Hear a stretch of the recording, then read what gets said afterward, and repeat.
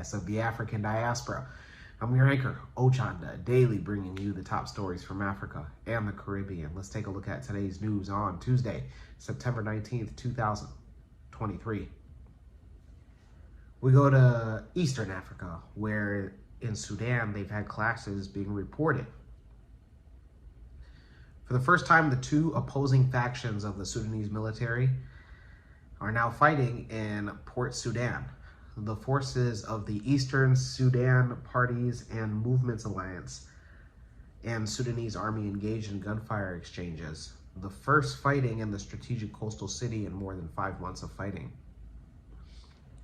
Army head Abdel Fattah al-Burhan and his former deputy Mohammed Daglo, aka Hameti, who is in charge of the paramilitary known as the RSF, are at odds and have been at odds since April 15th of this year. Soldiers made an effort to take down checkpoints that the militant group had up in the city center on Monday. The United Nations relocated from the country's capital of Khartoum to Port Sudan. Since fighting erupted in the capital city of Khartoum back in April, thousands of people have died in clashes between the army and the paramilitary. It is al-Burhan's new base for the past 3 weeks after he was forced to flee army headquarters in Khartoum. Since then, Burhan has traveled outside of the country 6 times, especially from Port Sudan, in what analysis believed to be a diplomatic effort to bolster his reputation in the event that peace talks are launched. The Armed Conflict Location and Event Data Project conservative estimate says that since April 15th, there have been at least 7,500 deaths throughout Sudan as a result of the conflict. Those in Sudan, let us know your thoughts. Let us know on if you feel that an end is near. Let's go to East Africa, where Rwanda's Food and Drug Authority have banned cosmetic products. Rwanda's Food and Drug Authority on Monday released a list of banned products, including over 100 types of lotions, soaps, and creams that contain prohibited ingredients. The list includes cosmetic products that contain skin whitening creams, agents, and chemicals. The Rwanda FDA announced that the importation and distribution of the named products will not be allowed.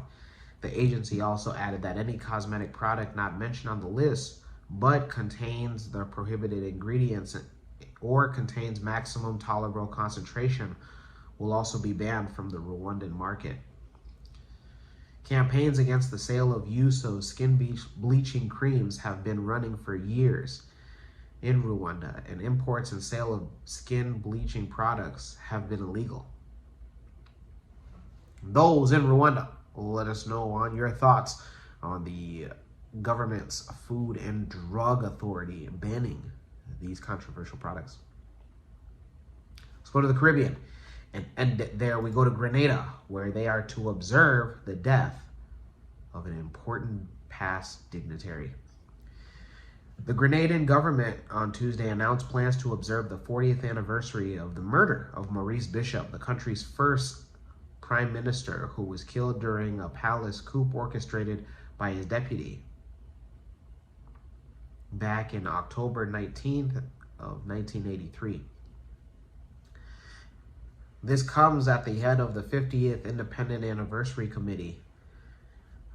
A official told a news conference that the activity will form part on the island's 50th anniversary of political independence that will be launched on October 19th this year.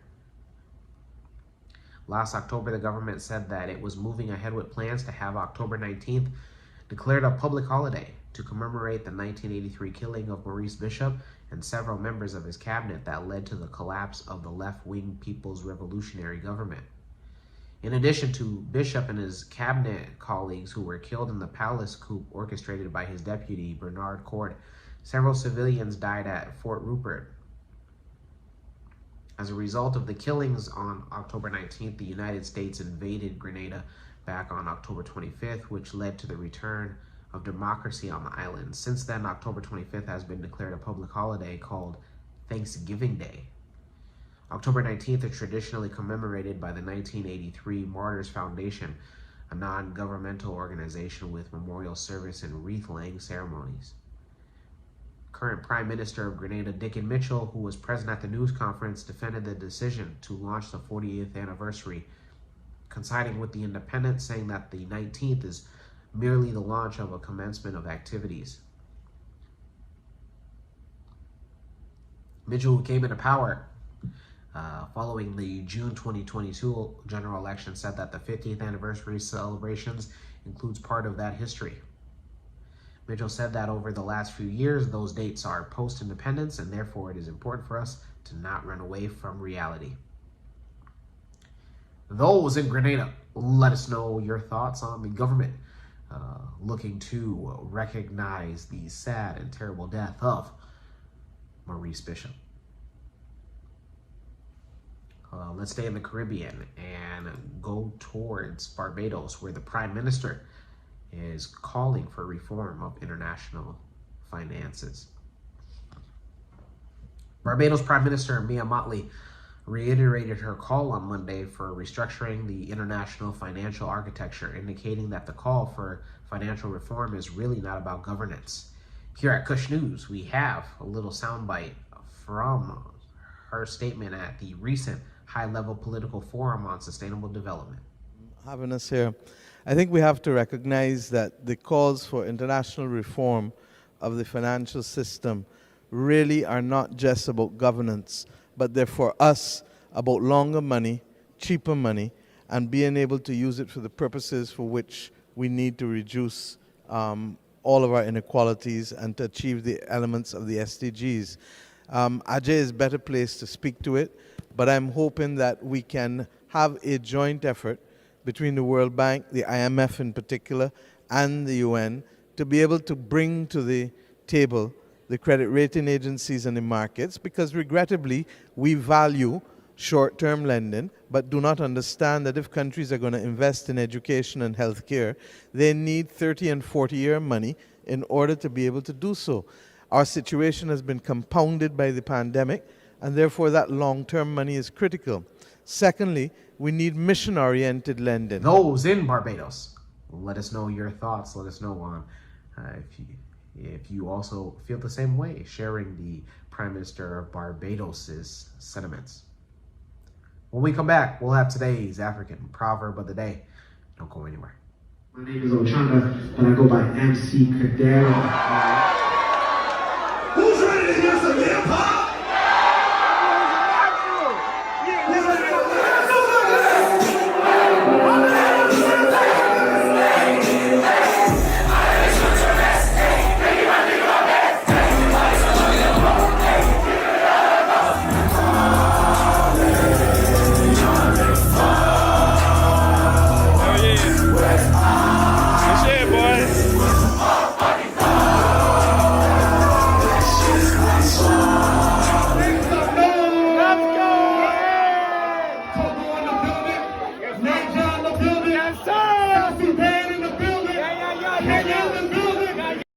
For baby showers, birthdays, weddings, visit www.mccadero.com, the official website of the #1 MC in the game.